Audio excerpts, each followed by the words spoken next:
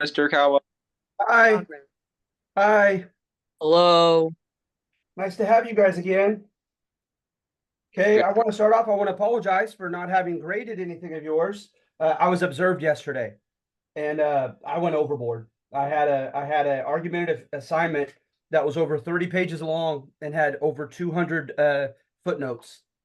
Well, So I took one section out, brought it down to 26 pages, but it was the antebellum West. And oh my goodness, right? You got the overland trails, you got the mountain men, you got the Mormons, you got then of course the Mexican American War with Texas and then California and the war itself down in Mexico. And then you have the gold rush. It's like, are you kidding me? Like, how in the world do we do that in one day, in one class? that is a lot to cover. And is this the other class with like the same like format? It And is. It's the same format as yours. But it's in person. oh, okay, I see. Yeah. Yeah, it's in person. And so at any rate, yeah, it was kind of crazy. Um, but at any rate, I hope you guys are doing well. But yeah, from this point on, I have no excuses on your grading. But now I could finally get my head out of the books and I could actually start grading. Awesome. All right. And so let me get down your names. I love this class. Let's see here. Today is the 24th. All right. So if I'm not mistaken, the next two things that are due are the War for Independence as well as the failure of the Confederation. I believe so. Is literally due a week from today. Does that sound correct? Yeah. I remember Okay, the great. All right, so Yeah. I'm gonna share the page, and if you guys don't mind, I'm gonna kind of get right to it. All right, and so excuse me, sorry, my eyes are killing me. I'm so unprofessional. At any rate, let's dive in.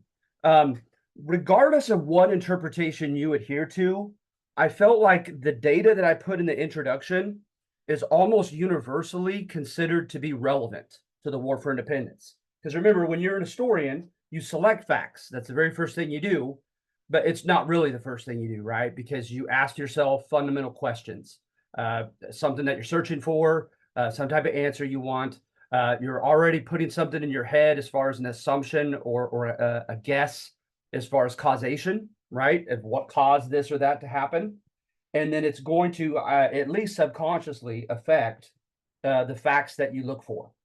But nevertheless, I felt like these facts almost universally should be considered um, relevant. Okay, so for one, right, our demographic changes. Howard Zinn goes over this well. He gives stats. The population just boomed in the mid 1700s. The number of cities with people with 2,500 people living in them more than quadrupled. Um, you have a growing gap between the rich and the poor. And, you know, you don't have income taxes yet, but somehow they're able to discern that. Um, you also have the development of quite a few more almshouses. Remember when we did the almshouses with Pennsylvania to help out the homeless and unemployed?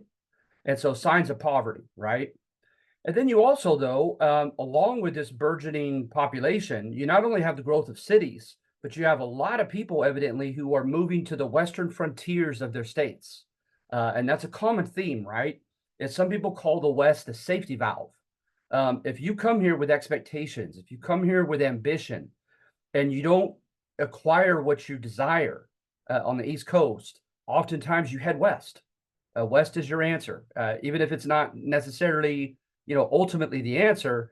As far as the human propensity for hope, right? You're hoping that it's going to be. So at any rate, you have a lot of people, Massachusetts, you know, even the old established colonies that began moving in mass to the west. Then along with that, you have some issues. You have some problems. Howard Zinn makes a pretty strong point regarding letters written in protest to their elected assemblymen. Because remember, the assemblymen, right, are the lower branch of their colonial legislator, and they are the voices of the people. And so, as you could easily guess, the founding fathers, right, were predominantly the assemblymen when the British were still ruling. And so, they're complaining about their own future founding fathers. You had the regulator movement, and I don't remember a lot of detail on that one. But I know, like with the regulator movement in North Carolina, and a lot of noise being made in Massachusetts, as well as New York.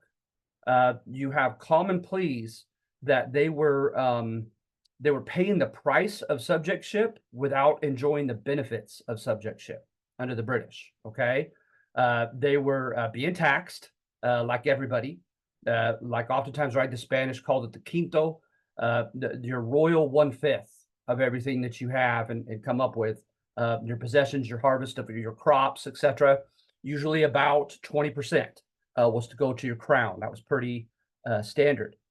And so, they're paying their taxes, and but when it comes time to their issues and things that they want done, the assemblymen aren't addressing them. Practical things like turnpikes, like pole roads. They wanted turnpikes to go in through the forest, into the Appalachians or the Alleghenies, etc., and try to get from here to there more easily and trade their goods. And then also elect one of their own. But they were more sparsely populated, despite the fact that quite a few people moved to the West. They were still outpopulated by the more densely populated East, right? So the East tended to vote their own constituents from the East Coast into the assembly. And that was just one more kind of grievance that the people in the West had. And so you not only have that, right? But then you have political ambiguity. With the English, right? With your notions of English rights, they don't have a definitive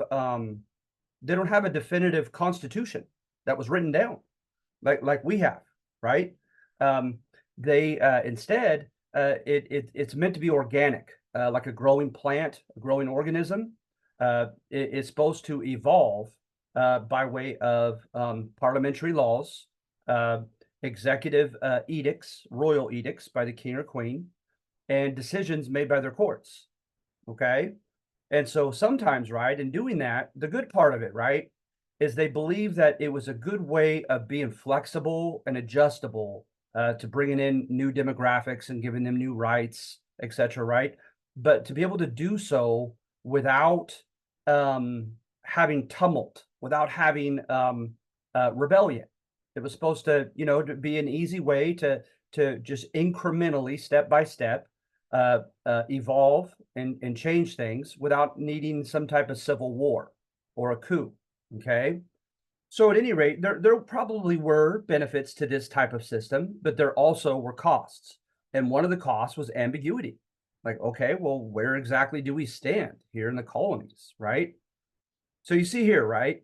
There was not one written definitive constitution. In court cases, place of birth alone was ruled to determine one's subjectship. Okay, so there was a Scot, and he was born after 1707. And in 1707 was the Act of Union, when England became Great Britain with Scotland and Wales, etc., right?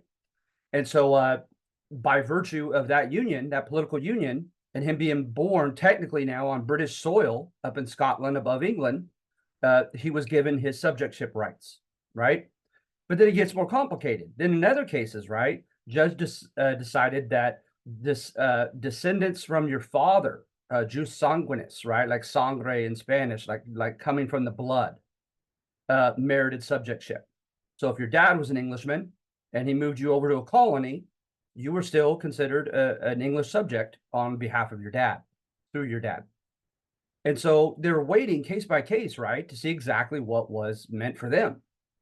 And then if that weren't ambiguous enough, certain colonies exacted from different monarchs of England and different dynasties, etc., sometimes ambiguous and sometimes pretty strong language as far as enjoying the rights of Englishmen once they established their colony here in North America. And I wish I could remember the two, because there were at least two that were pretty darn strong, that made it very clear that they would enjoy all the rights of Englishmen, etc. I want to say, ironically, because it was quite oligarchic, and because it was led by a family, the Lords of Baltimore, and it was Roman Catholic. But I want to say Maryland was one of them because they were afraid that the Catholics would not have the same rights as other people, and so they made it definitively known that they would enjoy all the rights of Englishmen there in Catholic Maryland. So at any rate, there were at least two colonies that it made it pretty darn clear in the language from the crown of that time that they would enjoy all the rights of English citizenship, and they just called it subjectship at that time. So you could imagine the frustration of Benjamin Franklin. Benjamin Franklin comes to England, and he speaks before Parliament, and he starts citing one alleged precedent after another in the colonies, whereby one colony it was made clear, right, that they enjoyed all the rights of British subjects, English subjects at that time before 1707. Then he said, okay, in this particular colony, in this particular year, they won the right to have a trial by jury of their peers, right? And as you remember with the English colonists, right, the English colonial powers, the Angles and Saxons had that. So it's not something new to the English. So they wanted a trial of jury by their peers. And then so we went right after right that was allegedly ours, won in an exact year in an exact colony, right? Because that's how English common law works. It goes by precedent. Over here, over there, this decision, that decision. And you know, once it's established, that decision is made, it's supposed to become a definitive right of the subjects. And then when he was finished, the Tories, the conservatives in Parliament, just kind of arrogantly said, well, you guys are colonists. The organic law doesn't follow with you guys. And Benjamin Franklin was at a loss for words, right? So he's like, wait a minute, what about the rights won in Scotland and these other places as well, right?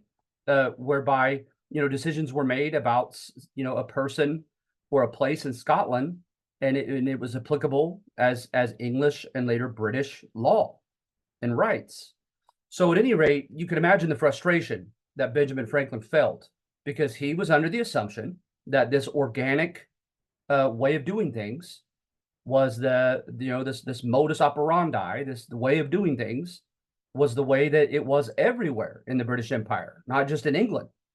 Okay, so that's one more reason for I think you need to think about as relevant context as the surrounding circumstances, right, to us fighting.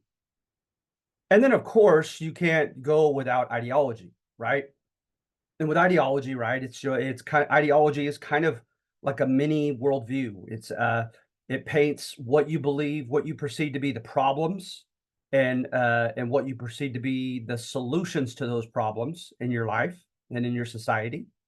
It gives you a measuring stick for normative behavior of right and wrong conduct, and so forth, right? So your ideology is big. It's very influential, say, you know, psychologists and sociologists and anthropologists, in dictating how you view the world and how you behave. So at any rate, going to this is we have a couple movements known as Enlightenments in Scotland and in France. Okay, so the first one, the more well-known one, arguably, is the one in France, right?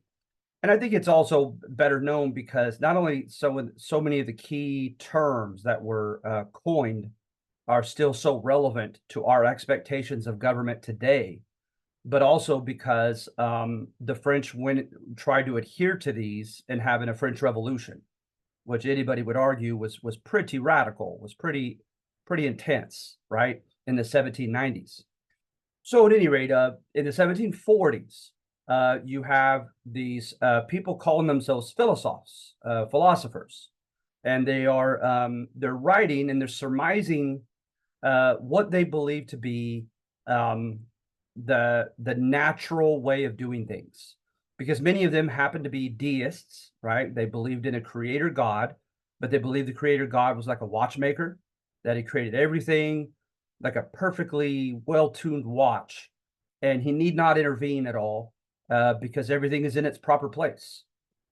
However, right, that man can mess quite a bit up, Okay.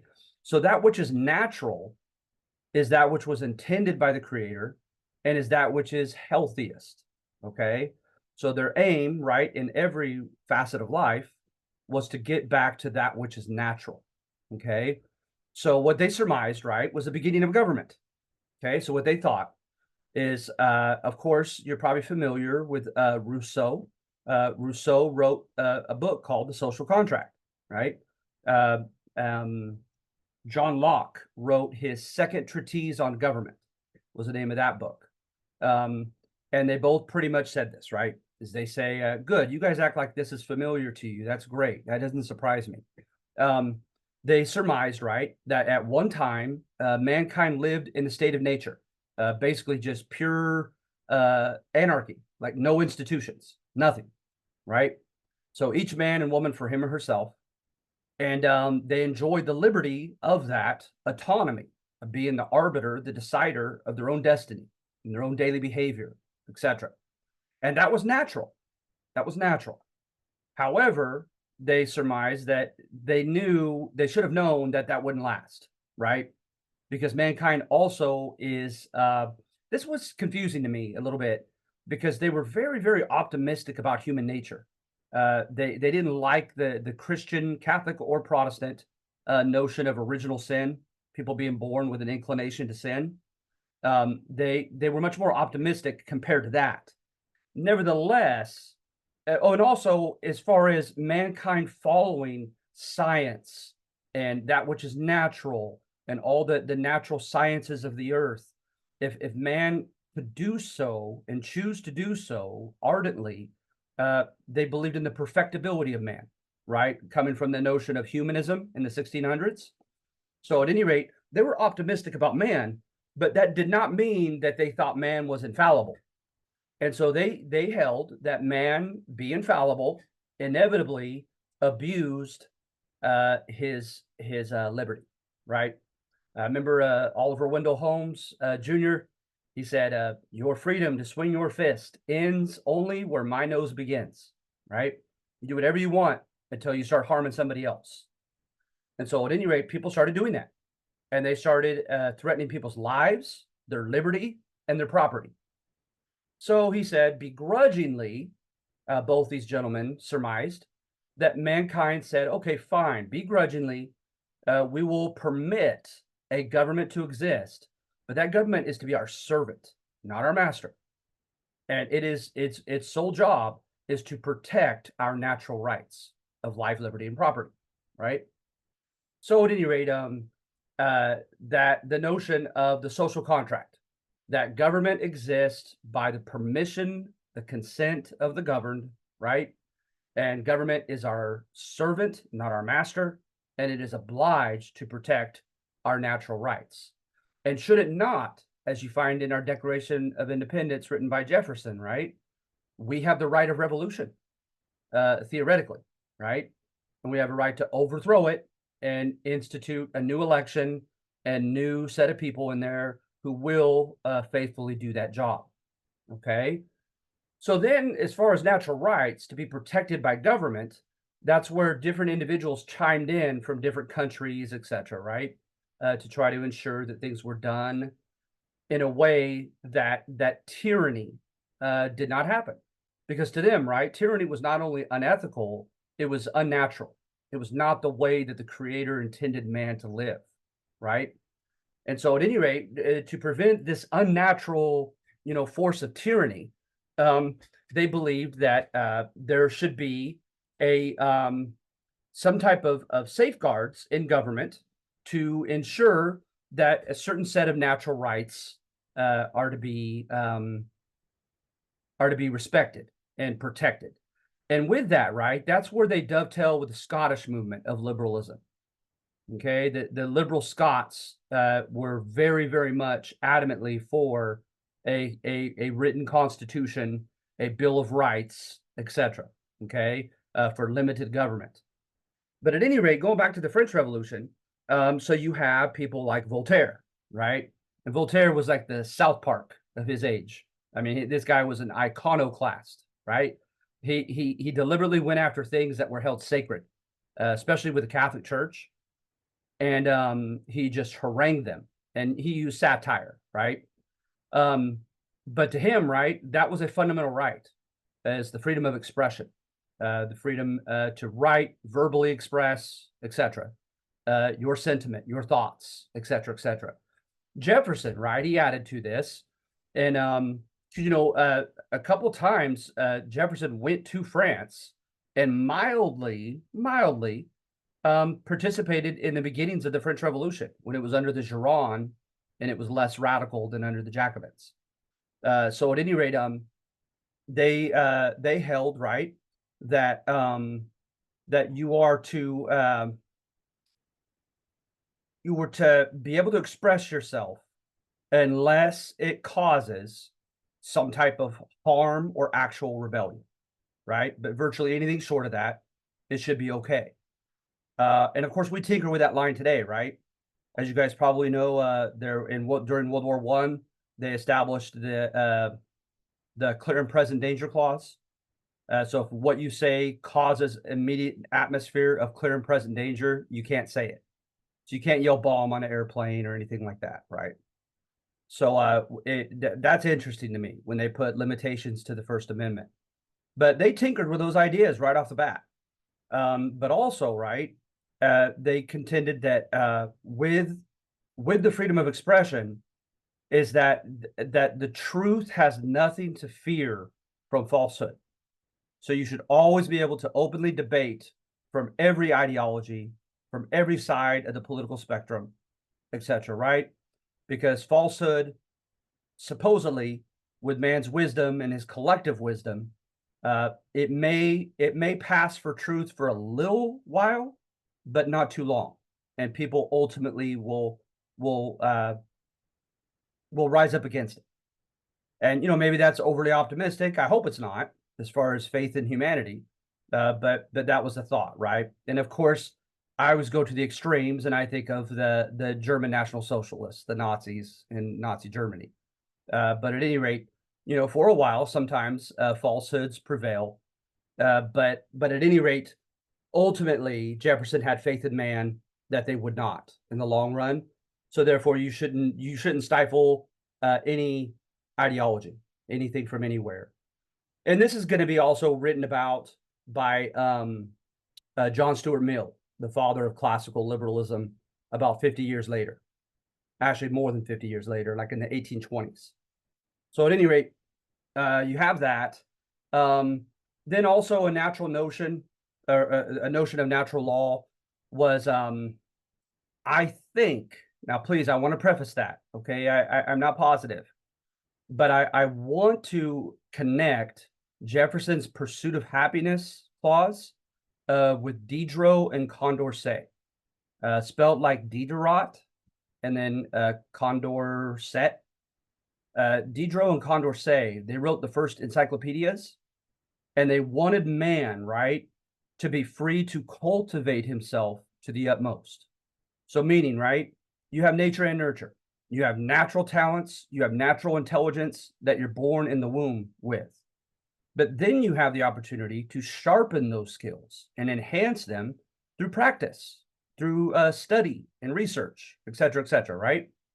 So they said man has the natural right to do such, to become the very best and well-rounded as he could be. Okay.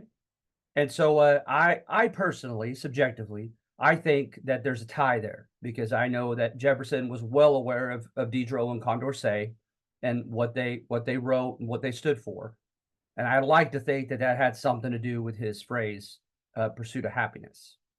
So at any rate, you have that. Then you had a guy named Beccaria, Beccaria, and he wrote about the natural rights people have when they are accused of a crime. And we take for granted, right? We're post 1970s when that Jesse Miranda said that he violated a woman, and then they realized they had not read him his rights yet, and so he was exonerated, and hence they're known as the Miranda rights. We're accustomed to living in that kind of world, but back then, right, you're still talking like the Count of Monte Cristo, all right? That someone will just throw you in the Chateau d'If and no one hears from you again because you're politically, um, you know, threatening in some way, right?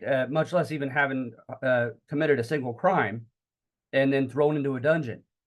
And so this was enlightening at that time. It was progressive at that time. And of course, we see it in our Bill of Rights that it had an influence on our founding fathers. All right. So those are some of the main examples that they used, right? And then also the last person that I want to mention on the French Enlightenment was Montesquieu, right? Montesquieu wrote that there need to be checks and balances, right? There need to be breaks, if you will, proverbially, breaks to be able to put on with any given person in a certain position or any given faction, right? And remember, a faction is a group of people that share the same ideology and or the same self-interest. And we're mainly talking about the latter here.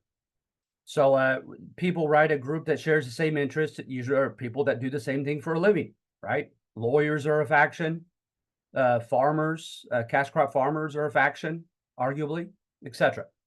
So they don't want any single faction to rise to the top and become tyrannical over everybody else. So hence you need to put in checks and balances. You need to have each faction has its own powers to stop and thwart the will of someone else, and then vice versa, etc. Now remember, in doing this, right, you're deliberately making the political process have experience car jams, if you will, traffic, right? They want to get something passed, and then here comes a faction rearing its head and says, nope, nope, this isn't in our best interest. We're putting a stop to this with this certain mechanism of government. But in fairness to that argument, right, again, going to the extreme, Nazi Germany was efficient, right, as far as that which is passed and how quickly and easily laws went through. So efficiency is not always a good thing in government. Because again, right, with the French Revolution, what were they mostly worried about was tyranny. They wanted to make sure that tyranny did not transpire. Okay.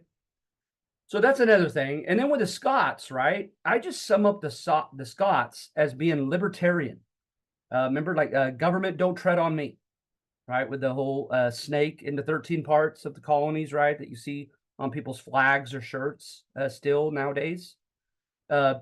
They absolutely distrusted man with unlimited power. And they wanted to put checks and balances and restraints on anybody and everybody that served as a politician. So for one, right, they assumed that that they liked politicians that were elected for obvious reasons, right? Because they're held accountable by re-election. At least theoretically, people go out to vote. They also like the idea of a written constitution that precisely says what they can and cannot do. Okay. They also assumed that a lesser evil could be found in local and state power, that as opposed to centralized federal power. They thought, right, the further you are literally geographically away from your subjects, the larger your bureaucracy is of people that work for you, the more of a chance you're going to become an ugly tyrant. And so they like to keep people localized, right, to ostensibly hold them more accountable, right, supposedly. So at any rate, with the Scots, two guys that were interesting are Gordon and Trenchard. I'm trying to think of their first names, but at any rate, Gordon and then Trenchard. And with Gordon and Trenchard, they had a book, they had a paper called Cato's Letters, right? And I studied Roman history way back when as a student, but I don't recall Cato. I just don't. But I know what he stands for. Is he stands for the Roman Republic. Okay, before at the end, right, the dying republic. Supposedly he gave his life to it. Okay, when it fell apart and they developed just a rule by the emperor and things being rubber stamped by the hand-picked Senate. So at any rate, in Cato's Letters, what they did is they synthesized everything. They put it all together. The French Enlightenment, Scottish liberalism, and contemporary events. And they just made it very clear to their readers. See, this is your right, and look what King George III has done recently. This is your right, and look what the Tories in Parliament have been doing and been up to lately, etc. And they really, they didn't pull any punches. And so before you know it, they were on the run because they didn't have anything equivalent of a First Amendment right yet in Great Britain. And so they're on the run with their press. Well, supposedly, Benjamin Franklin regularly met with them, corresponded with them, and printed their papers, the Cato's letters, here in Philadelphia. Okay. And so, like one thing I remember, or a couple things, George III supposedly was, he was bribing Whigs from the opposite party to agree with his policies and the policies of the Tories.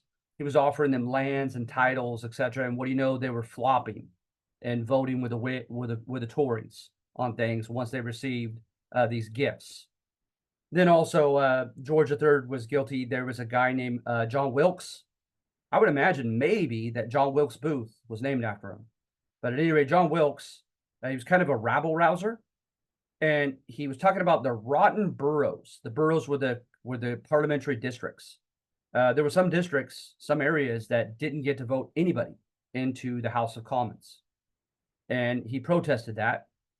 And he said that he was going to make a lot of noise in Parliament. He was going to demand that all voices be heard. Some of his followers later would become levelers. They're called levelers, where they wanted to level the playing field, not only politically, but economically. So they almost had like a Marxist, tint to them. And so at any rate, they're kind of radical. And so he wins election into the House of Commons, and George III says, no, I don't think so. And he wants him arrested instead as being a rabble-rousing troublemaker. And so, people were not happy about that. It made George III look like, an insecure tyrant somewhat. Okay. So at any rate, you have these things that are happening, and a lot of people would consider all of this very, very relevant. Okay. And then you also have the fact, and you can't, according to the primary sources, you almost can't deny this, is there are a lot of English sources that contend during the 7 Years' War in Europe, and we fought 9 years here in America, and we called it the French and Indian War. During the French and Indian War, Americans did not pull their weight.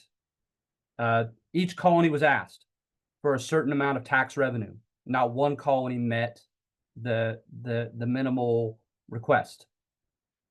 Each colony was asked for a certain number of volunteers to fight with the British regulars against the French and their Native American allies. Not a single colony met that which was asked. Then in addition to that, you had a large number of American private merchants who were tried for smuggling in the French Caribbean. So they're not only failing to pull their weight and fight against the French enemy, but they're making money with them and piracy on the side, right? So you had a guy who ran on this angry sentiment back in England, and his name was William Pitt, right? Pitt City, Pittsburgh, right? The same guy. So at any rate, William Pitt, he contends, we're going to put the Americans in line. So he begins forcefully drafting American colonial young men to fight toward the end of this war.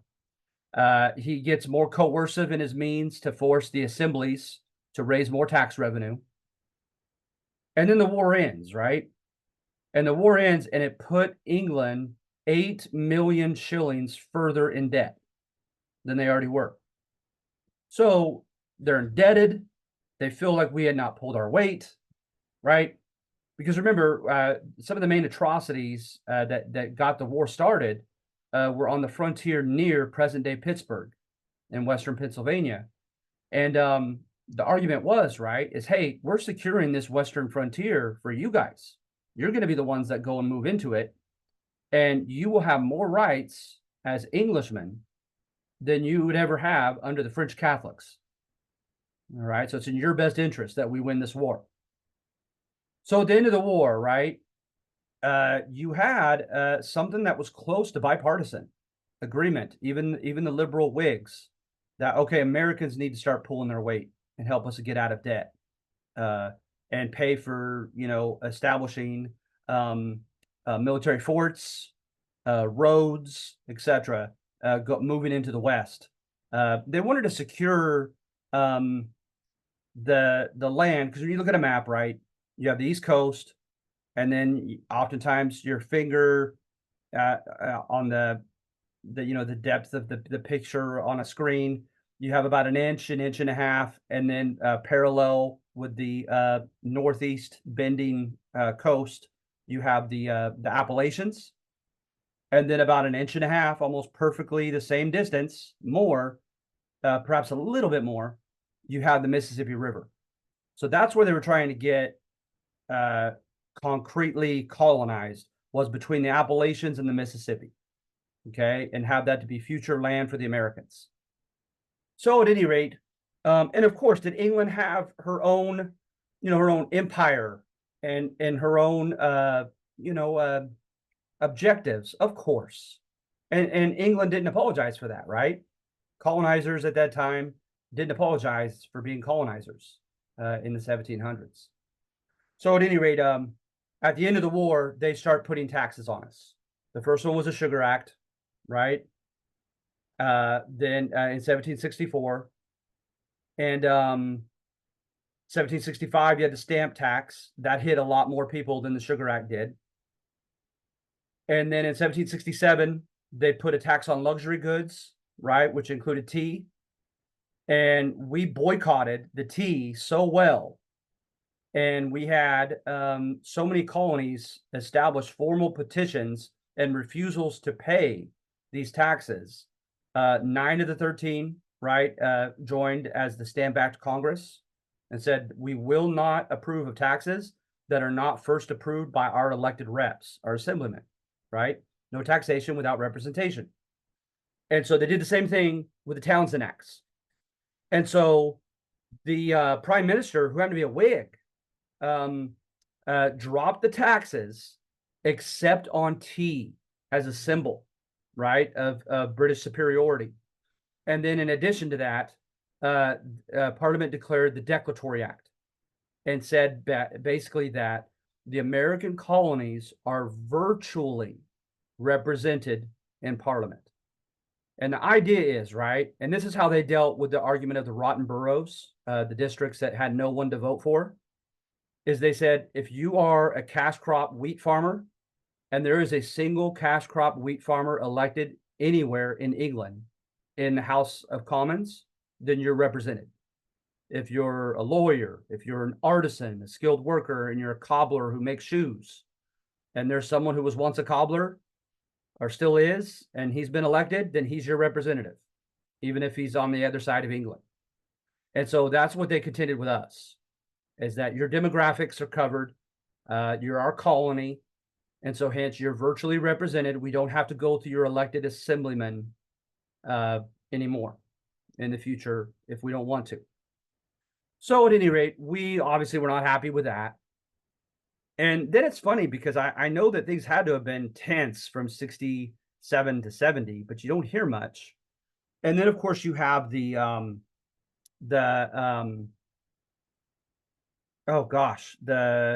Boston Massacre. And with the Boston Massacre, right, there was an American citizen, and he was trying to get a job at a rope making factory, and an English naval, not officer, but a private Navy guy, sailor, they didn't get paid well at all in the English Navy. And so he's trying to get a job on the side, and he got the job instead of the American, and they went to fisticuffs over it, and the American got the better of him, and his comrades started chasing the American to avenge their comrade, and he runs straight to the British local leader, military leader, in Boston. This leader, ironically, was known for being very level-headed and very understanding with the colonists. And so he knew that this leader wouldn't allow them to just pummel him, and he'd tell his men to step down. So, gosh darn it, I want to say Prescott, but I may be wrong on that name. But at any rate, they start having a verbal altercation, each side trying to explain what happened from his point of view. And Americans start gathering around them, asking questions at first, and then shouting and taunting, throwing rocks and snowballs. And of course, to his dying day, the British leader swears he never gave the order, but his men shot one volley into the crowd and killed 5 people. And so it was, Midnight Rider, Paul Revere, did the famous painting of it, right? And it just spread like propaganda. This Boston Massacre. Okay. Then another thing that was big was moving to around 1772, was the establishment of the Committees of Correspondence. You don't hear much about that, but to me it's big, and it's not just me. I want to say that I got this from Gordon S. Wood. He's a pretty well-known historian on this topic, on the War for Independence, okay? Gordon S. Wood. But at any rate, he contends that it was symbolically very important.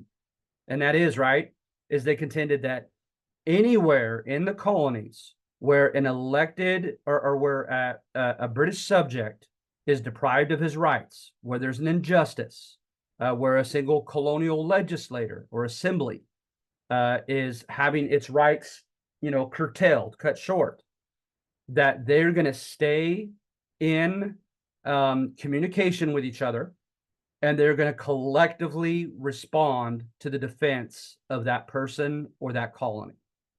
Okay, so the Committees of Correspondence were pretty big as far as an American commitment, right, to kind of have one another's back. Okay, and then of course you had the Boston Tea Party, and at this time, right, not only did you have the symbolic tax of tea to let us know who's in charge, but then to make matters worse, the British East India Company was going bankrupt, and they needed some help. And of course, they had a lot of pull in Parliament.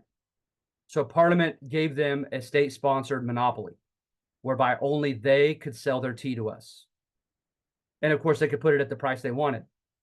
So it was kind of a double whammy, right? It was already a symbolic commodity, taxed without our permission. And then now there's a monopoly that alone could sell it to us. So then you have the guys get together, right? They dress like Native Americans. They sneak out onto the pier, and they dumped like, oh my goodness, it was like a ton, like literally, it was over 1,000 pounds of tea that they dumped into the Boston Harbor. And at that time, right, the British just aren't playing around. They issued the coercive acts. We called them the intolerable acts here. They shut down all the New England town hall meetings. Remember, to them, that's the heartbeat of their, quote, democracy, even though it didn't have a democracy, right? Who's kidding whom?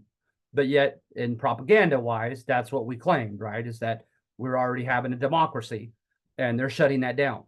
The Assembly was shut down as well, not only for the Tea Party, but a lot of people may not know this, but again, I think I read this in Wood, is it contends that they did they passed a vote in the Massachusetts Assembly to join, they're like the first two to do so, join the Committees of Correspondence, to vow to unite with the other colonies, right, in defense of anybody's rights.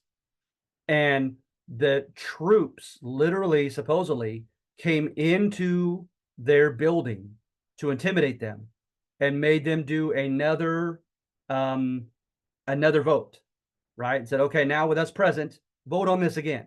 Are you joining this rebellious confederation with the other colonies? And supposedly they voted 92 to just something in the teens to keep it. And so it was like a rallying cry for a couple years in New England. 92 became a special number. And so 92 still had the guts to say, yeah. And so they overwhelmingly won the vote. And then the troops were accompanied by the royal governor, who told them, you guys are done. You're disbanded. The Massachusetts Assembly no longer exists.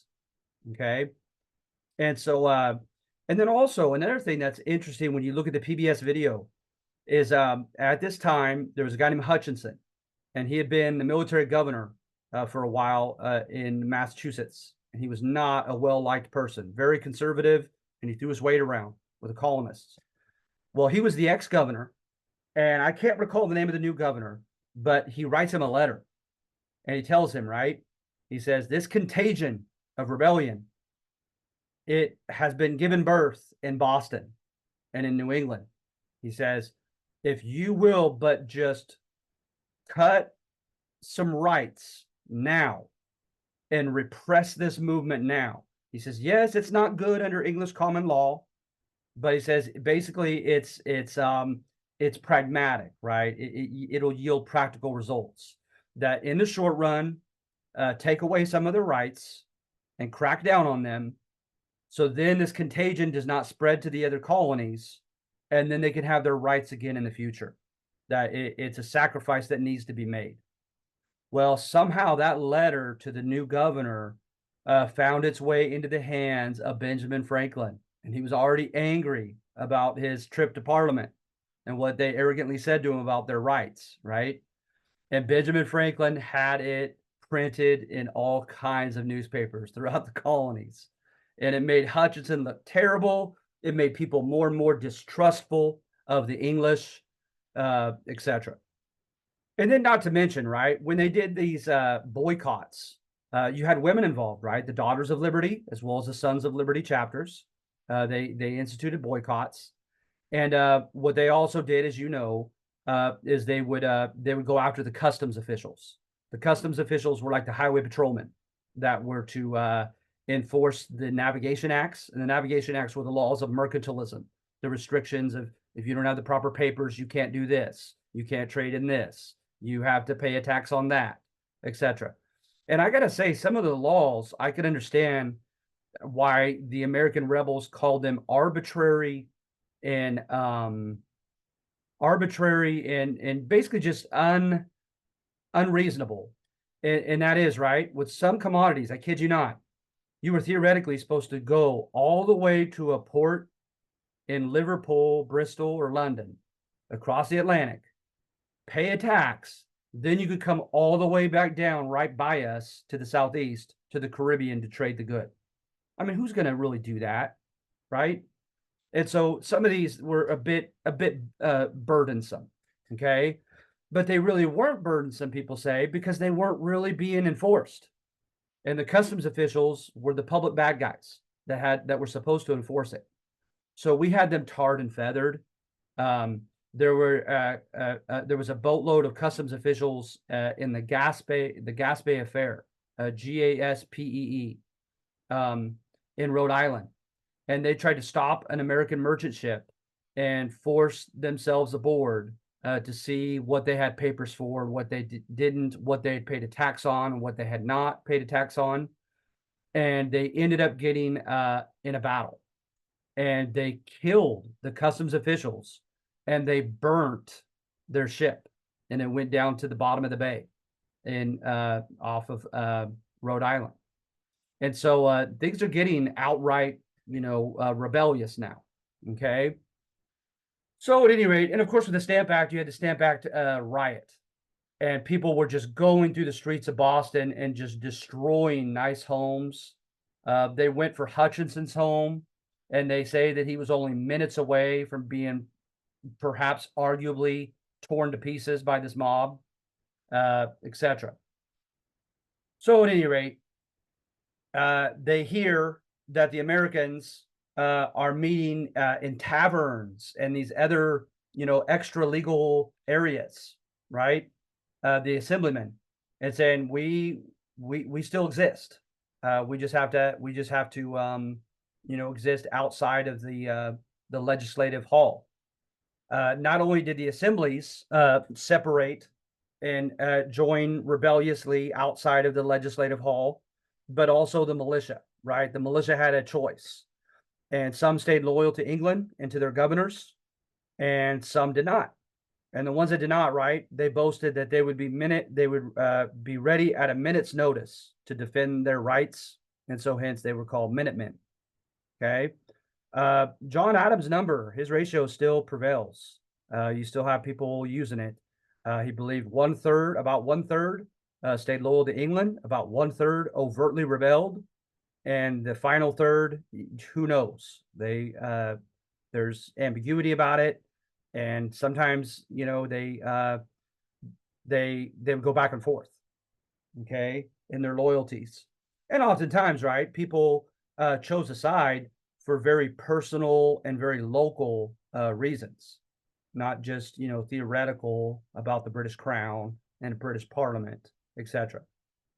But notice also, right, that these taxes that we hate, the Declaratory Act, right, that were virtually represented, the decision to enforce and pay for, raise the revenue to feed and arm the British soldiers that were sent into the cities. Okay, that was all done by Parliament, and so I find that interesting. And so in our propaganda, right, as wars about to erupt, we have people like Paine, right, and Paine, Paine, he tried to philosophically commit regicide, the philosophical killing of the king. He said, you know what, too many people are angry at Parliament right now, but the source of all this is that darn king. And some people look at that as very manipulative, very contrived, and then others think that it just kind of organically happened. And of course, did George III do things to play the villain? Absolutely. He was a bit repressive back at home. His first answer to everything was a Tory answer, was to that we were ungrateful and we were spoiled and we need to be put in our place, and that fear would be the best deterrent to lock us into line instead of giving us concessions.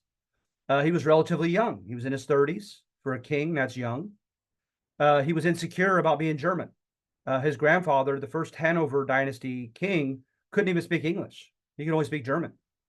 And so they still hadn't wiped away that kind of stigma of being a foreign dynasty over England. So he had reasons to try to kind of flex his muscles, right? But like with going back to Paine, Thomas Paine, he just writes and says, the first king, he said, must have been a what do you say, like a caveman who had the brute force to knock others over the head with his club and just gain power, just naked power over the people. And he said, then the idea of it inherited. He goes, how many cases could I easily give you of a wise king being followed by an idiotic son? And he just goes like philosophically one point after another, right? The idea of having a king, the idea of the king being an inherited position within one family, and so forth, right? And then he gets broader than that. And he says what Benjamin Franklin had always said, is he said that we're the true planet and they're the satellite. They're the satellite, moon, and we're not. They need us and all of our resources more than we need England. So that it was a parasitical situation and they were living off of us, and so we had no need for them, etc. It just goes one point after another, philosophically, but also just very, like the name of his pamphlet, common sense, kind of common sense reasoning. Okay. But what really helped do it in for the king is when he agreed to crack down with troops, right?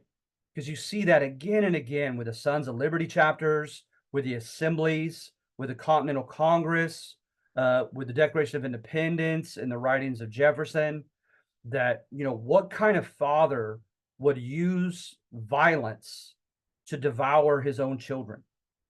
And that was the, paternalistic type of metaphor that they used. A dad should never want to kill his own son. So at any rate, you have all that going on.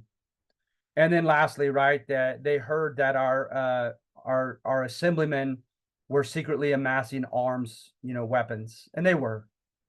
And they were actually they were right about the place too. It was in Concord, Massachusetts.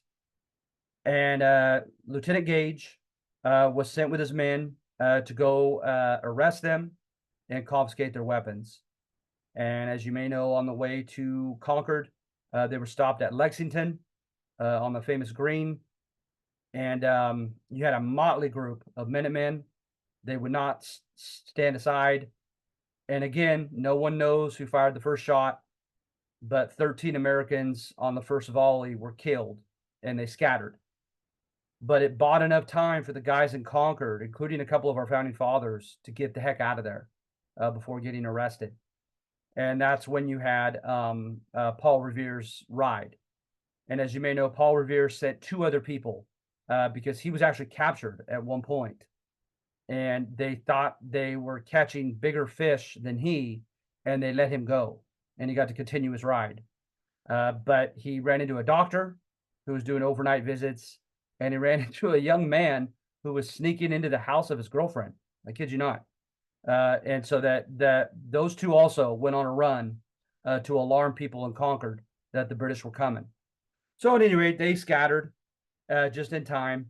And the British, on their way back, on their march back to Boston, they were picked at guerrilla warfare style, right? Remember, guerra is war in Spanish, guerrilla is little war. And so they hide behind rocks and trees and snipe them and so forth on their way back to Boston. And then when they got in there, it was a snowy night, a blizzard-like night. And so the British just kept themselves warmly inside. And somehow the rebels got confiscated cannon, and they got it up a famous hill called Dorchester Heights. And so when the British woke up the next morning, they were surrounded by cannon on higher ground. And so they immediately said, we surrender, we're evacuating. So they went up to Nova Scotia, Canada, and oh gosh, we were so excited. The rebels were so excited. We routed them without much of a fight, etc. Until, of course, they came with between 30 and 40,000 redcoats onto Long Island and into Manhattan and New York. And they just routed us in New York. And that gave us a sober eye-opening to the realities of war. We fight them right, and we got some lucky breaks. The British had us on the ropes right off the bat. They had a young man who was to go to Albany, right? And from Albany, he was supposed to make a cordon to surround Massachusetts. Because again, they were under the assumption that Massachusetts was a seedbed of all of it, of all the rebellion. So at any rate, on his way to Albany, he was stopped at Saratoga. Okay. And he was supposed to get help from 2 armies, and neither army showed up. And from what I've heard from a professor that I sat under, there were a couple skeletons in the closet of Lord Germain. Lord Germain was in charge of the army, and he wasn't even here. He was directing things from England. And he writes a letter to Howell, and Howell had just gotten himself a girlfriend in Philadelphia, and he writes him a letter asking him that if it's expedient to join Burgoyne in Albany. And so he didn't take it as a mandate, so he didn't come. And supposedly Germain had been, in the past, court-martialed for cowardice on the field, a battle. And it was Howell's father who stood up for him and protected him and helped defend him in the court from getting court-martialed. And so I don't know if that has anything to do with it, but he just wasn't forceful at all in his language, in his letter to Howell. So Howell just didn't show up. He stayed in Philadelphia. And then you had another guy named Clinton. And Henry Clinton, he had put in more years than Burgoyne. He had more experience, and he was so furious that the job went to Burgoyne that he refused to help Burgoyne out, and he stayed up north near the Canadian border, and just stayed there and refused to help. And Burgoyne was known as being very, very a pretty boy, and they think Germain was homosexual and that he fancied him, and so he gave the job to Burgoyne, Johnny Burgoyne, instead, and Burgoyne found himself without help. He decided to go by water, then he changed his mind, went back up and went by land. He did things right to stall his march, and it gave the Americans enough time to prepare a trap for him at Saratoga. And so they had him surrounded and ready to defy him at Saratoga, and he surrendered.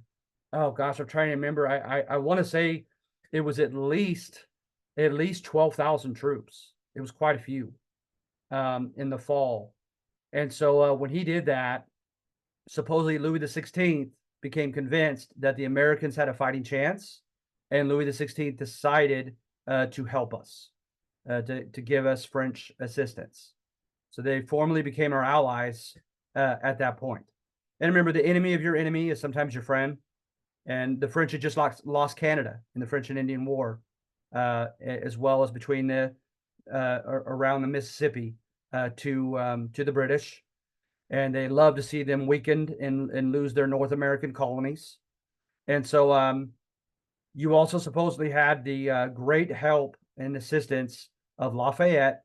George Washington oftentimes literally wrote of him as his adopted son. He loved Lafayette, the Marquis de Lafayette. He said Lafayette, for being from Europe, that he was amazed how well skilled he was in guerrilla warfare tactics. Okay. And then there's also Horatio Gates, and Horatio Gates was well adept at that as well. The two of them worked well. And then you had Rochambeau, Lacombe de Rochambeau. And Rochambeau, right at the end, Washington was obsessed with winning New York. He wanted to punish New York. There were a lot of Tories there. He had been humiliated there. If you look at the Battle of Brooklyn Heights, he was humiliated there. So at any rate, Rochambeau at the last minute convinced him to go to Virginia south instead. And when he did, they surrounded Cornwallis's army in Virginia. And then Cornwallis held out for weeks and weeks.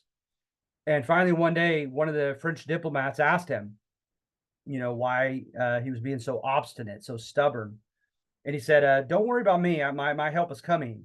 And he said, are you referring to St. Eustatius? And I guess he became white as a ghost. St. Eustatius is a little Caribbean island, and that's where he was supposed to get his help from.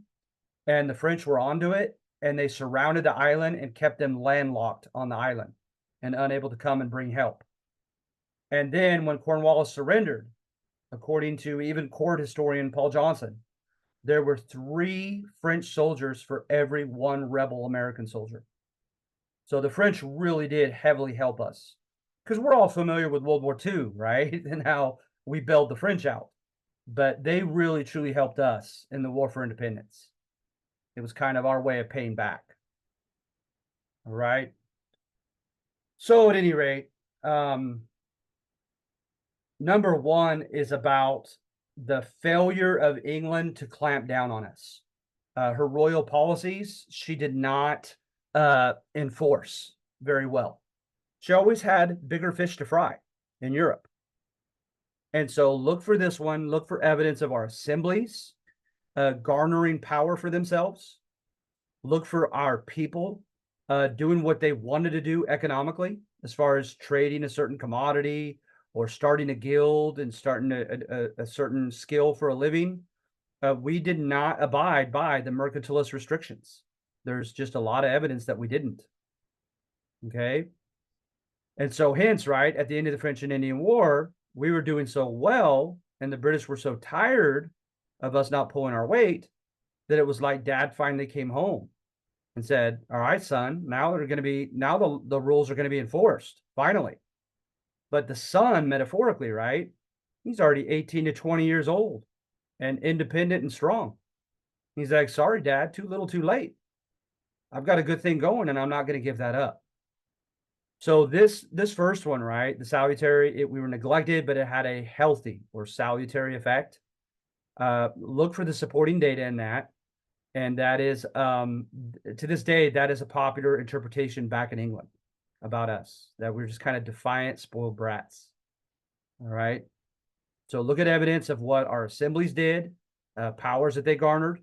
Look how we defied mercantilist restrictions economically, and how we were doing pretty darn well up through the end of the French and Indian War.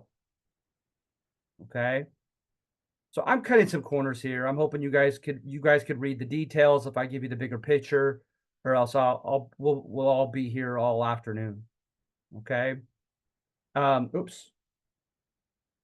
The second one, right, is court history, because it entails the idea of American exceptionalism, right? Any regular country is born on ambition, coveting power, blood, right?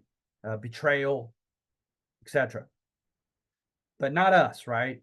According to number 2, we were born off of these ideologically beautiful movements, like the French Enlightenment, the Scottish Enlightenment, or the growth of Scottish liberalism, whichever way you want to phrase it, in Scotland. And then, not to mention, what I hadn't mentioned yet was the Great Awakening in religion here in the colonies as well. Okay. And remember, the Great Awakening was very anti-institutional.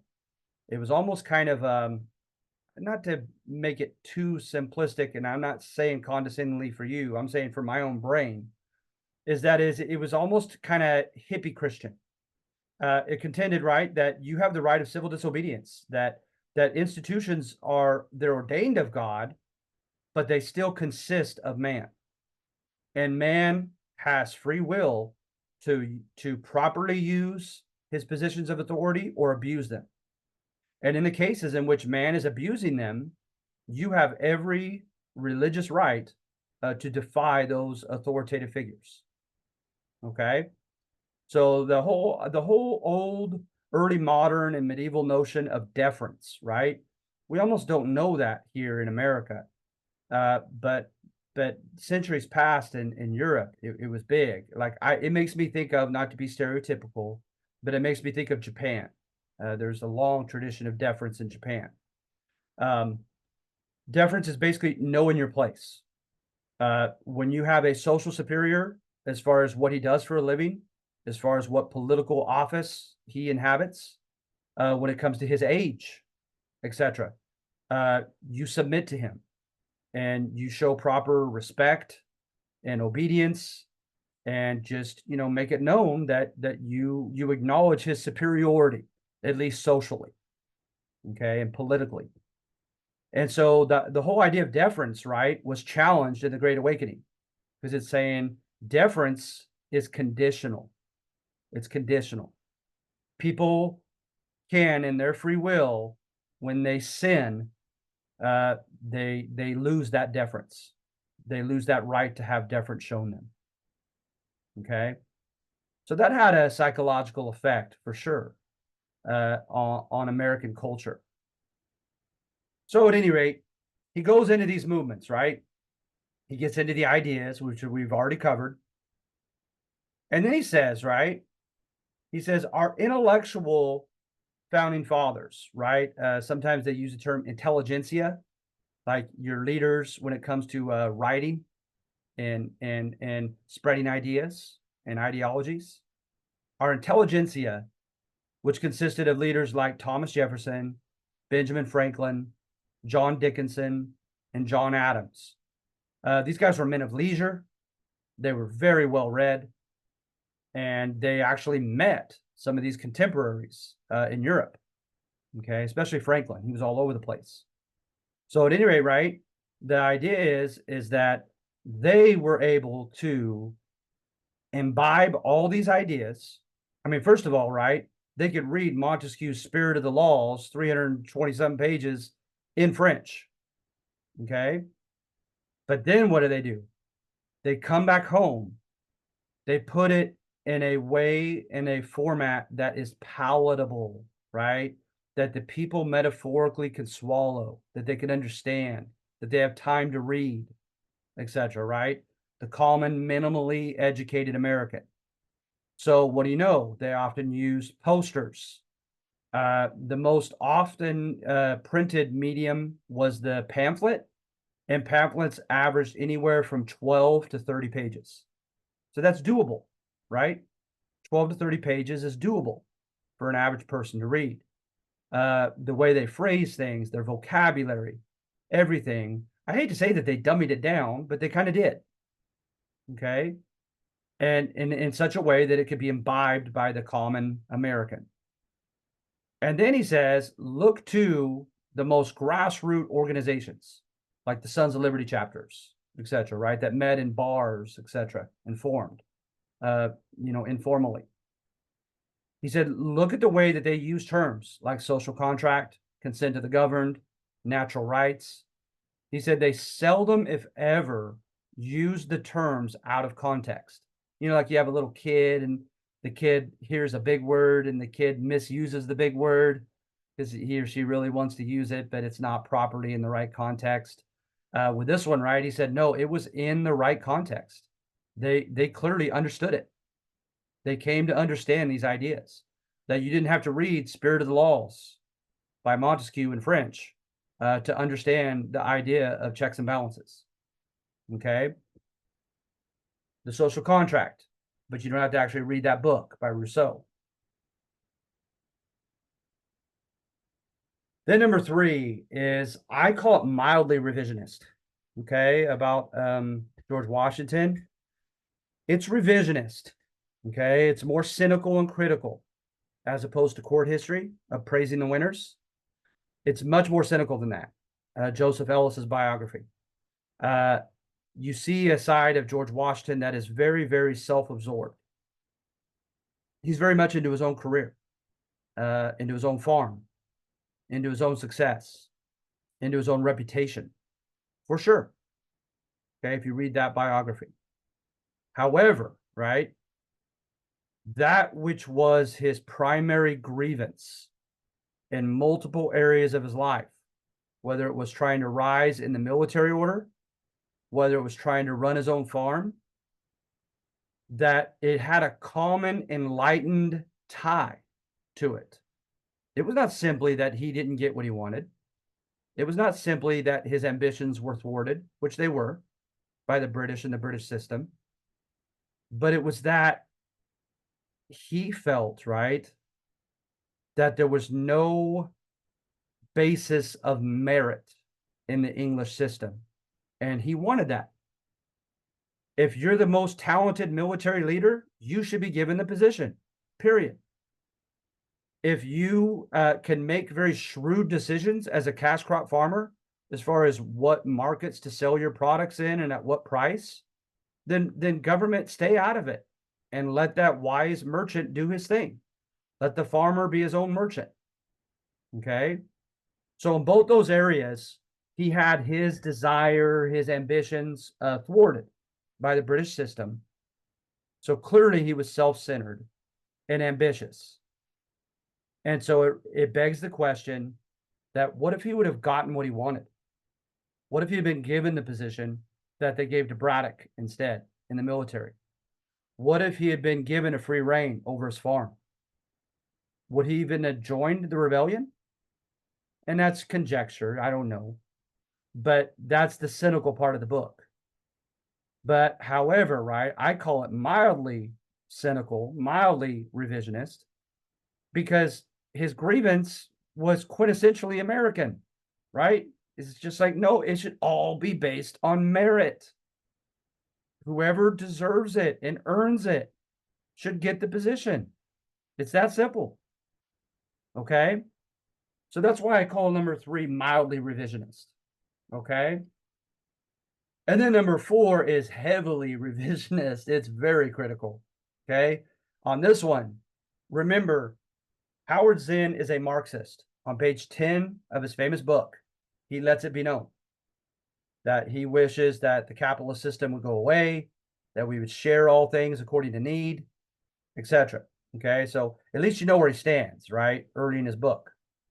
And so with him, right, the idea of saying Americans is a false, it implies a false sense of unity that was never there. To him, right, it's all about different socioeconomic classes of people.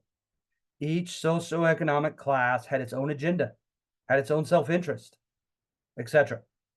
So to him, right, the founding fathers, they were not in defense of him. I mean, I'm not Marxist, but in defense of his book, the founding fathers were not a microcosm or mini example of the people that elected them, right? So, for instance, fewer than 1% of the population was college educated, and about half of the founding fathers were college educated, at least equivalent thereof, with European tutors, etc., and higher education. The most common occupation amongst the founding fathers was almost a tie between cash crop farmers, and I mean big cash crop farmers who owned slaves and thousands of acres, right? Which constituted a very small portion of the entire population. And the second one that was about tied with it were lawyers, and lawyers constituted a tiny fraction of the population. So you know what I mean? I mean, just Google founding fathers and look at the way they held themselves. Look at their nice clothes. That they were not a microcosm of their generation. Okay, they saw themselves clearly as the cream of the crop. Okay, so at any rate, he paints a picture of them being absolutely indifferent to the true needs of the poorest of their constituents before the War for Independence even broke out. Okay, and then when the war breaks out, he goes, and what I don't like is he only goes to one person and one quote. I don't think that's strong enough, but it is a very telling quote. Is he goes to John Adams, and John Adams was frightened by the mob of the Stamp Act riot. Okay, and he wrote of his concern that they were going after the houses of well-to-do elected colonial assemblymen as well. So they were being seen as an enemy, just as were the British, right? As like rich parasites who lived high on the hog and cared nothing about the plight of the poor. So what does he say? He says they need to direct their ire, their anger toward the British and not their well-to-do colonial leaders. Okay? So I think you know where this thesis is going. It's very cynical. Is he says that the founding fathers were of the upper echelon of colonial society, and they used the British as a convenient scapegoat to deflect the wrath of the poor off of themselves and onto the British. Not only to save themselves, right? But once they kick the British out, right? They're the top dog standing. So they had everything to gain. So very, very cynical thesis by Howard Zinn. All right. So we have everything from the romantic one by Bernard Bailyn, that we all became enlightened and fought for natural rights. And then you have this one. Okay. And so at any rate, another thing that he does that, that I could hear Hamilton having a problem with is he finds evidence of apathy amongst the common soldiers in the middle of the war. And for sure, you find it. As you may know, there were mutinies in New Jersey and in Pennsylvania by the soldiers. The first one in Pennsylvania, they got what they demanded. The one in New Jersey, they were executed on order of George Washington. And so he wasn't messing around. But at any rate, right, they had to give them the carrot and the stick, right? I almost put a silly picture on here where there's a guy riding a big snapping turtle. It's probably photoshopped, but he's on top of the shell, right? And he's got the carrot dangling in front of the turtle, and he's got a stick ready to hit it, right? And so the carrot and the stick, you try to induce them with a carrot, fight for us, and we'll give you this, we'll give you that. And of course, what did they promise them? They promised them promissory notes that were bond certificates. Remember, bond certificates is as if you lent money to the government and it owes you back that money plus interest. And so, at any rate, they asked for just that. They offered just that, and they also offered them land. And what's interesting, right, is oftentimes they offered them land in the Ohio Valley because they didn't want to give up land in their own colonies. And remember, the Ohio Valley wasn't mapped out yet. The states of Indiana, Illinois, and Ohio, Wisconsin, Minnesota, they didn't exist yet. And so oftentimes they offered them land there. And then with the stick, right, is they didn't mess around. In the book 1776, you have at the end of the Battle of Brooklyn Heights, George Washington had been humiliated and outflanked. And he gets his guys together and he hears that his young, awkward lieutenant, Nathaniel Greene was brilliant with maneuvers. He read quite voraciously, but he was a bit awkward physically. He had like a lame leg, thick glasses, just real awkward in his speech and his interaction with people socially. So at any rate, his men didn't quite respect him. And so when they tried to flee in that battle, a guy pulled a harquebus, an old Spanish pistol, and fired it right in his face. And thankfully it misfired. And so Washington hears about it, right? And he gathers them together and he says, "Where is he?" And he grabs a guy by the queue, by the ponytail, and throws him down to his knees and puts his pistol into his mouth. And the people start begging him for mercy. He throws the guy to the ground and says, "Very well, but the next time there'll be no mercy." And he, 6'2", 240 pounds, jumps back on his horse and rides off like Clint Eastwood. And so, you know, they put a heavy hand over these soldiers at times. They wore feathers in their caps, right? And did things to distinguish themselves from the common foot soldiers. And they pulled their weight when they felt like they had to. Now, the only thing that I see Hamilton arguing about this, though, right, is to Zinn, that is clear evidence that the people did not see this war as their own, that they saw it for what Zinn saw it, that their officers and leaders had their own agenda to become the top dogs from step number 2 on the ladder, right? From step number 2 to the top to number 1. And they were just using the poor as their cannon fodder to realize their ambitions. Okay. But what Hamilton says, right, is he says there are plenty of primary sources that indicate there was quite a bit of enthusiasm early in the war. But like I mentioned with New York and weather and it being harvest time back with their family, and their wives aren't able to harvest their crop by themselves and with their young children, is there were lots of reasons for the people to become disheartened through the passage of hardship and time, and to become apathetic. You know what I mean? So their apathy doesn't necessarily have to equate to them not seeing this as their war.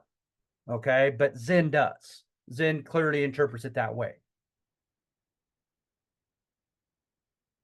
So anyway, all right, that's the end of this one, okay? So oh goodness, it's been an hour and a half. If I wait for the next one, it literally is due the night that I cover it. So I'm going to meet you halfway. I'm going to go more quickly on this last one, but I'm at least cover the bare basics because it's due a week from today. And I hate talking about it, and you only have until midnight that night to do it. Okay. So I'd rather keep ahead. On number one, this is a very old thesis, you guys, a very old thesis. Is during the War for Independence, we became in a quote, libertarian and enlightened mood, if you will. That each state declared its own independence and its own constitution, new constitution, no longer a colony under Britain. They almost all of them had their own bills of rights, etc. Right? So the states are doing their own thing, but like I said, they're in an anti-government mood, and they are for the people at this time and place as they're fighting for their independence. So what do you know? A lot of the states became more democratic. Some of them did away with the governor and had no executive whatsoever. They gave most of the strength to one legislative branch that was directly elected by the citizens. Many of them lowered property requirements for more people to become citizens. Like I said, they had bills of rights, etc. Okay. And then also, not only were they in like a democratic mood, but libertarian, is they formed a confederacy.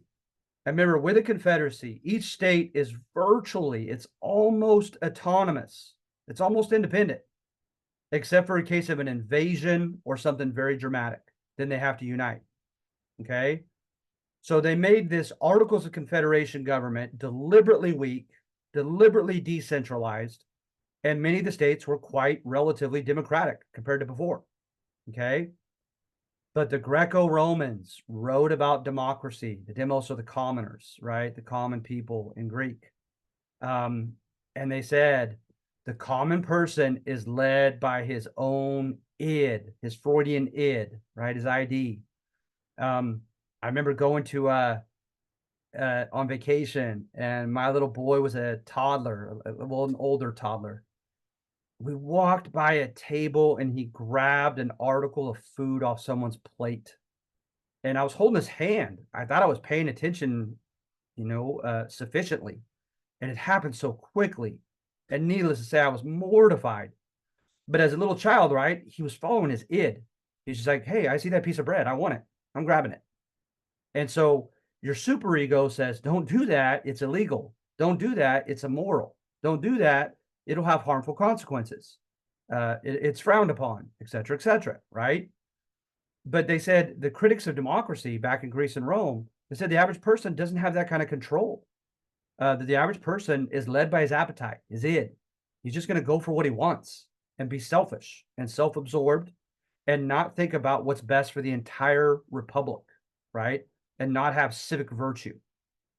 So at any rate, and not to mention, right, they were arrogant because the average person wasn't educated.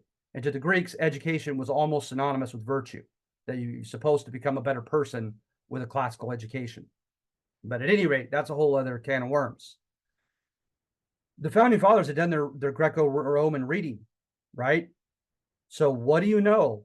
The states behave in such a way that they live right up to that Greco-Roman criticism of democracy. They're selfish.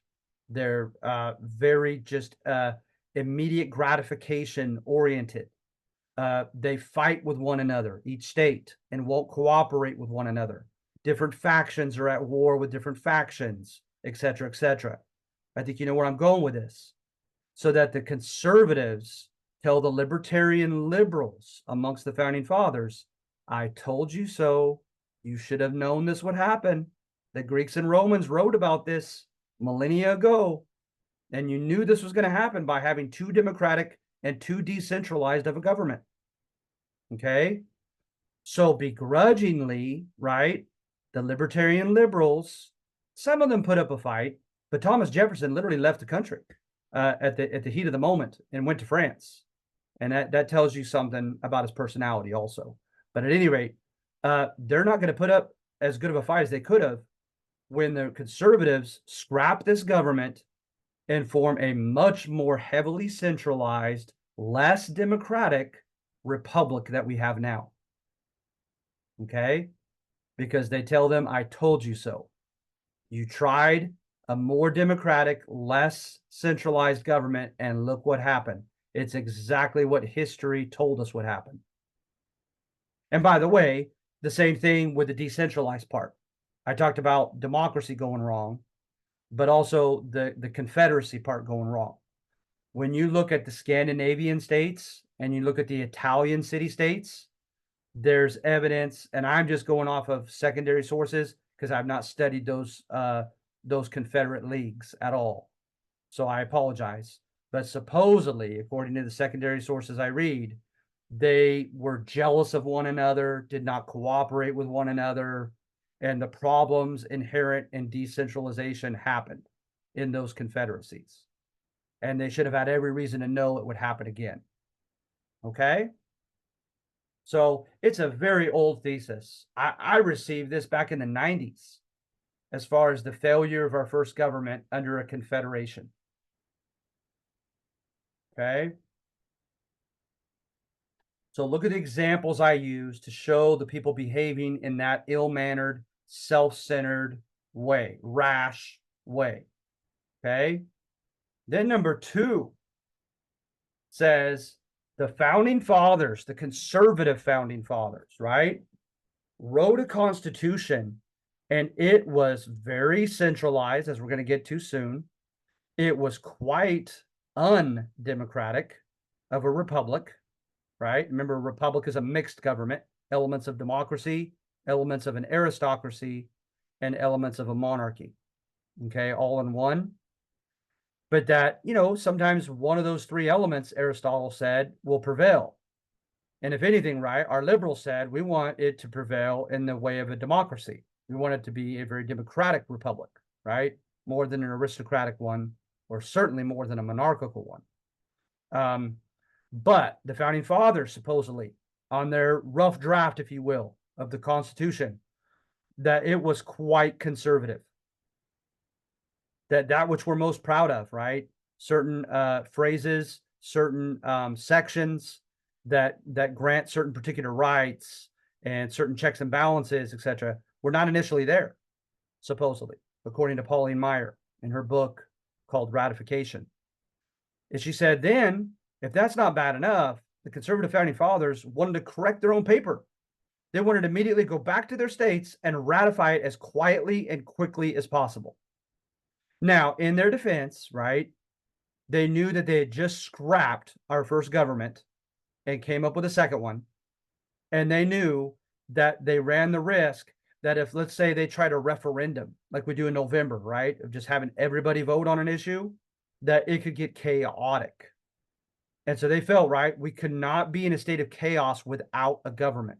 It is the utmost importance, right, that we ratify this as quickly as possible and jump from our first government to our second government.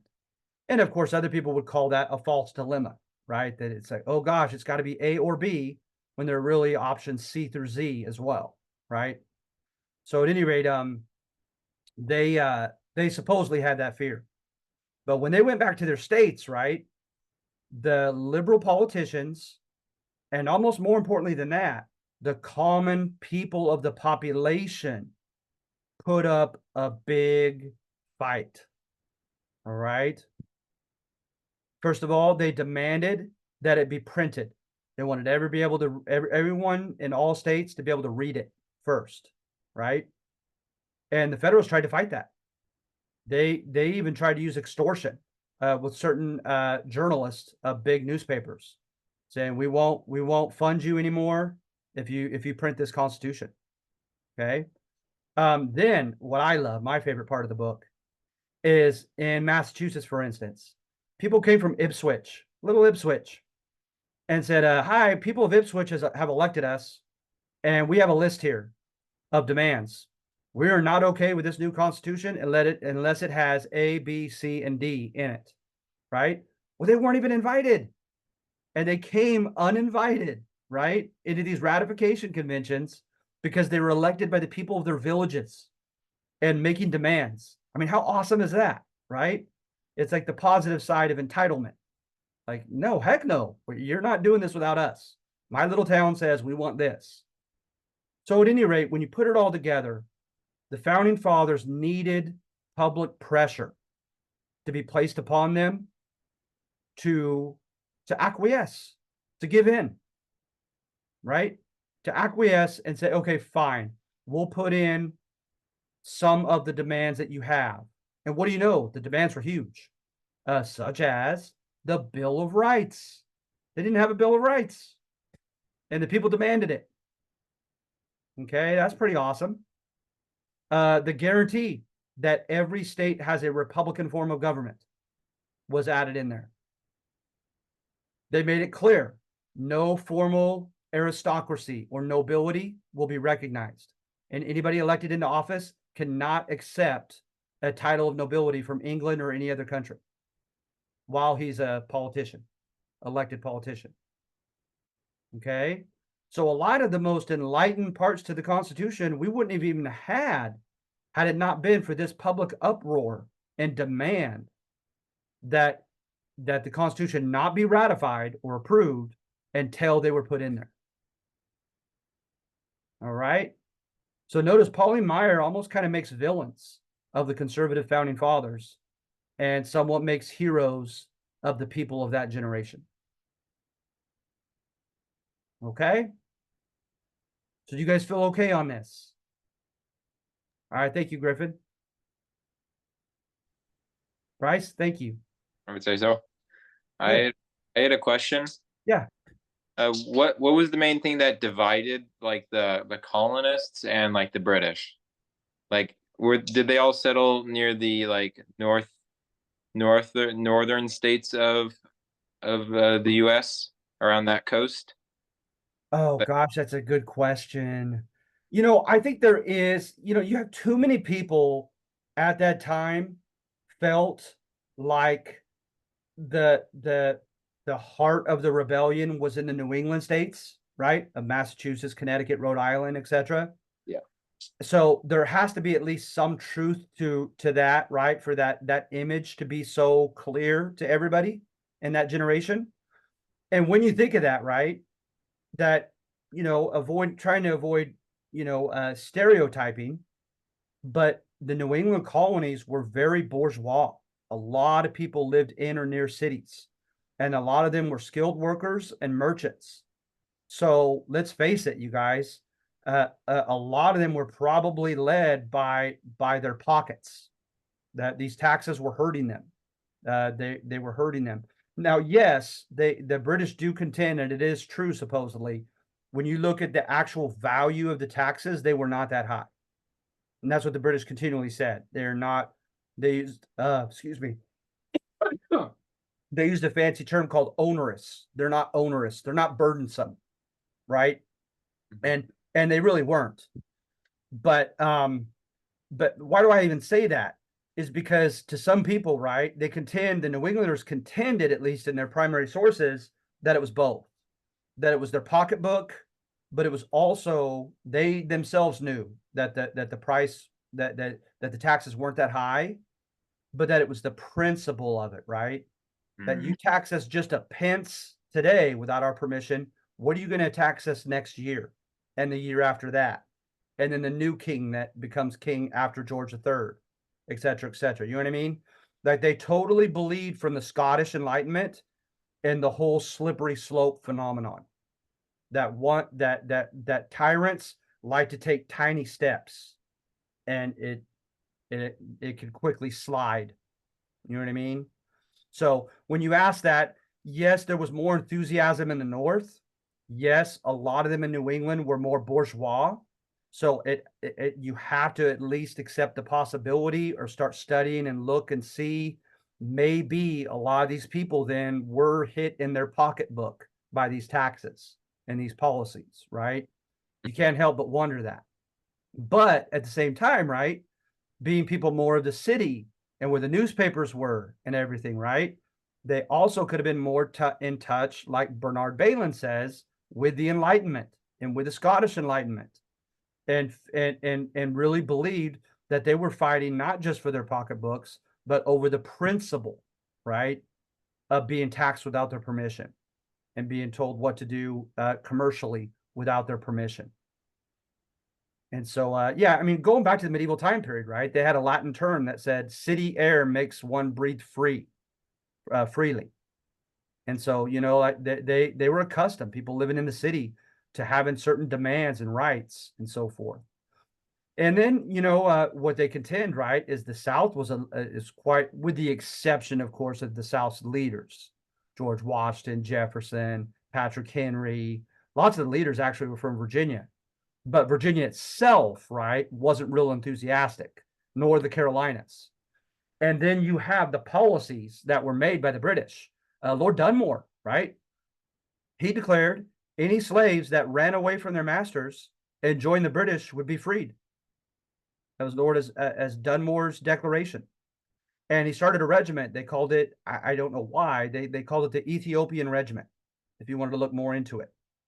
And so these were like runaway black slaves who fought with the British for their freedom.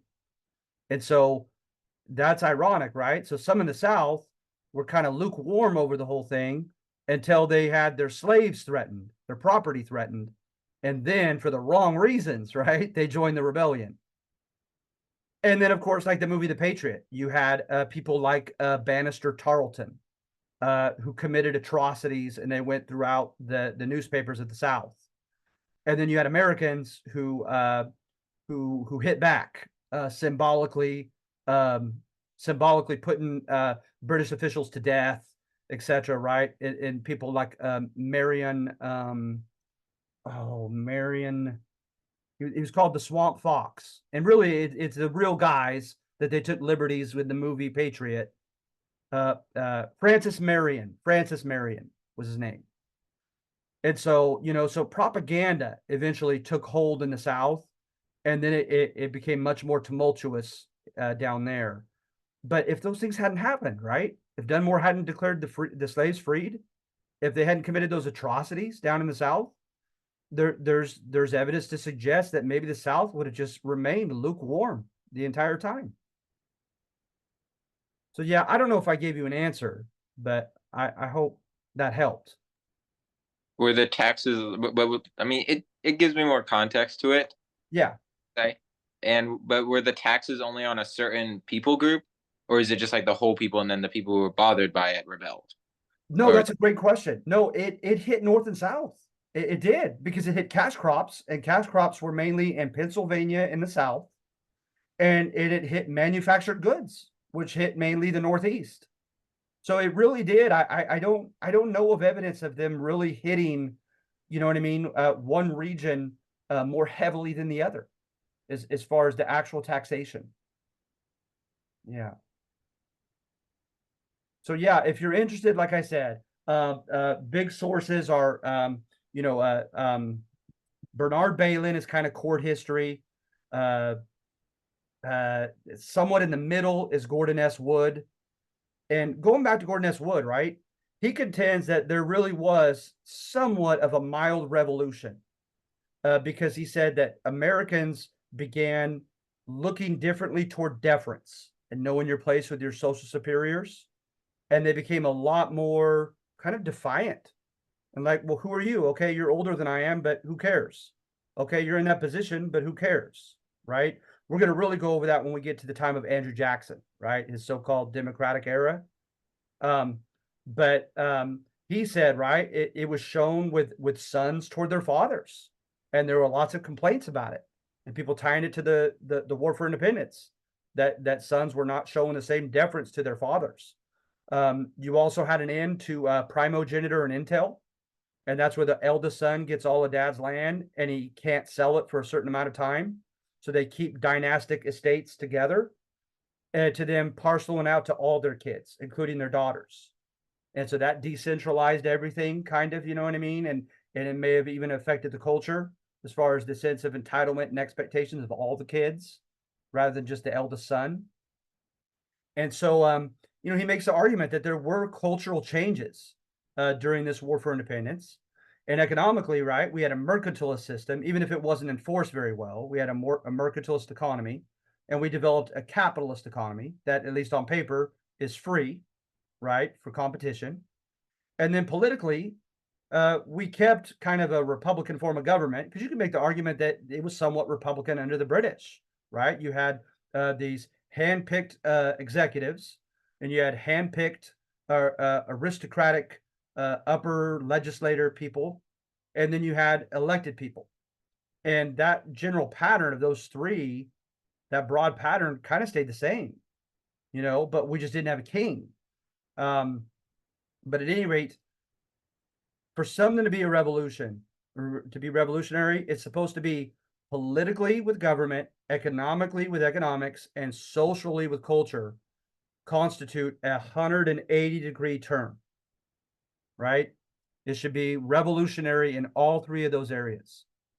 That's why historians are not in agreement in calling this an American Revolution. And that's why I'm slow to use the term also. That's why I play it safe and just call it a war for independence. Because there's no doubt there were changes, no doubt. But technically hitting that criterion of a 180-degree turn in all three areas, I don't know. I really don't know.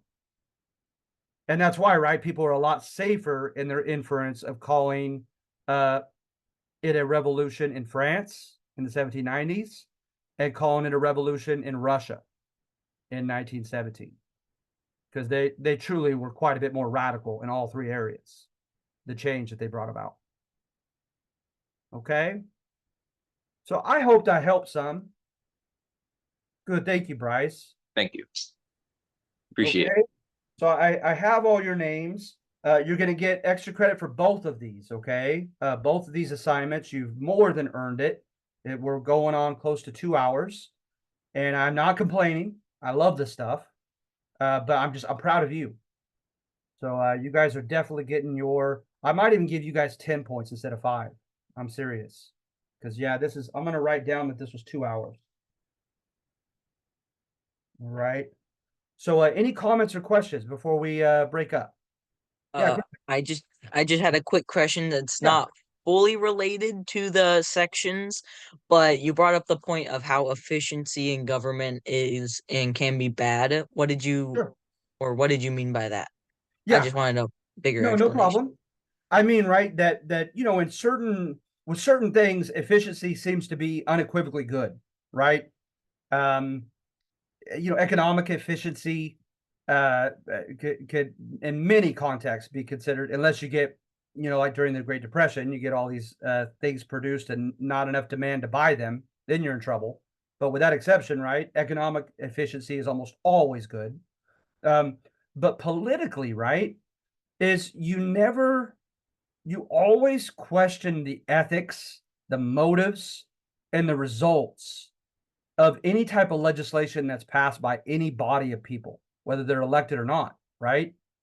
And sometimes time has to tell, right, about the wisdom of that legislation. Sometimes it literally necessitates the passage of time to see how wise of a decision that was. And when you have a body of men or body of women, an individual, a faction, just one entire faction, right, doing the same thing for a living, and they have this just great, long swath of legislation that they pass absolutely unopposed and quickly.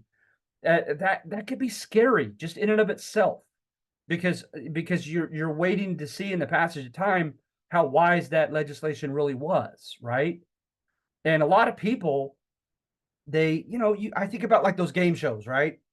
What is it about us, right? Where we say, you know what, I want to go with the crowd.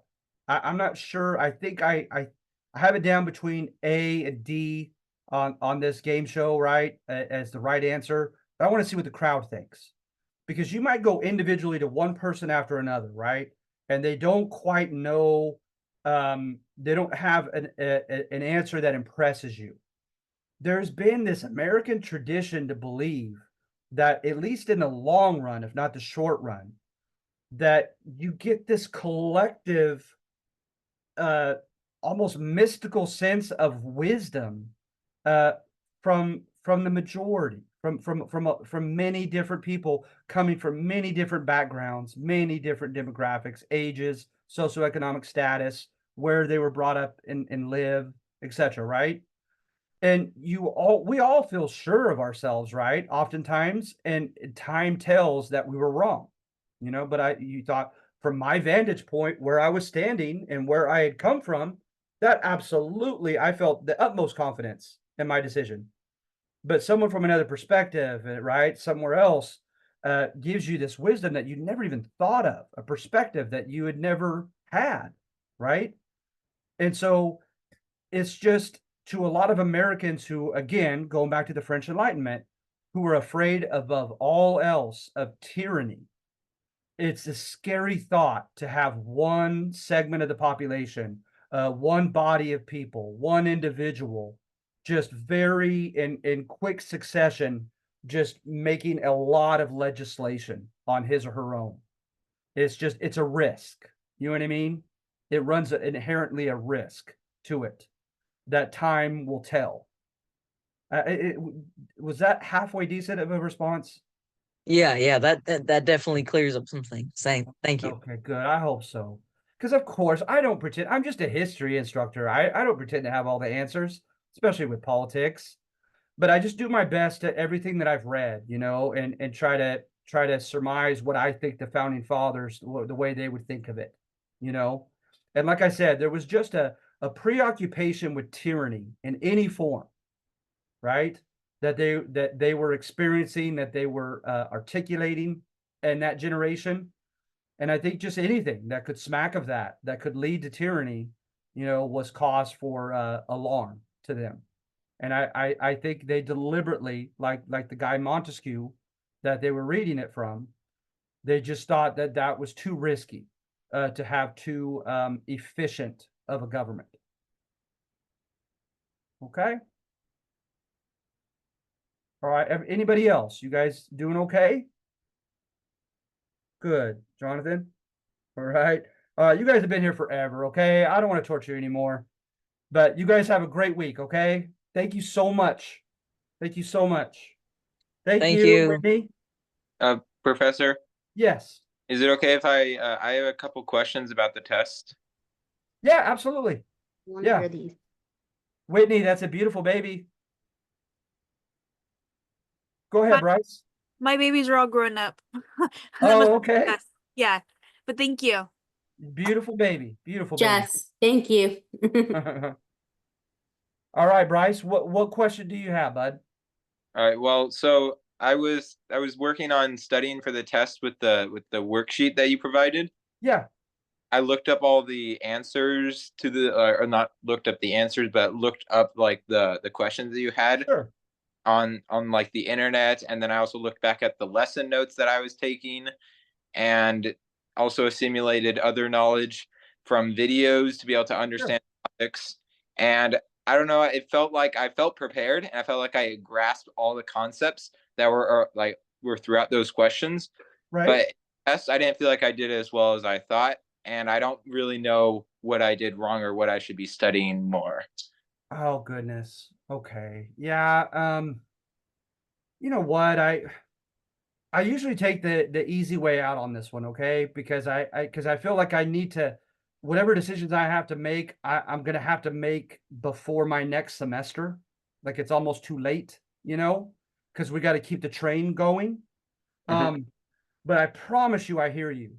I had the same problem as a student. I aced the homework. I was always there asking questions and just soaking in everything from my professors, and they knew it and they appreciated me. But I never aced the tests, and sometimes that which was on the test I felt was a little bit arbitrary. Like, okay, wait a minute, why was that so important? As far as from his lectures and from his write-ups, he didn't put that same type of emphasis on this particular question ever, you know and I gotta say that it's a part of the fallibility of your professor and the fallibility of the system of having a multiple choice test. Um, it's just simply that I have so many of these write-ups that I'm going to end up grading. It's going to take so much of my time because I have 6 classes, right? I have 3 at 2 different schools. So it really is, it's going to take a good chunk of time. And in doing that, right, then when you add 3 tests to it, I'm like, oh my goodness, it's kind of a lazy decision on my behalf. It really is. And I'm like, you know what? I've got to just have some type of a multiple choice question test. that where the system will grade it for me and I could just plug in their number, you know. And so I'm not happy with that, especially someone like you, Bryce, that seems so earnest and intelligent. That's inherently absolutely unfair if you did not do pretty well on that test. But what I can do as far as keeping the train running, because I can't really, I can't really redo test one or anything like that, is one, I could try to jump a step ahead and look at test 2 and 3 and really analyze my questions. Okay. And two, I could also offer some type of extra credit. And then for my students that are earnest, I know they always grab a hold of it. I know I did. And just jump onto that extra credit assignment. And so then those tests don't hurt you that badly. They really don't. Because remember, right? And I always intended that.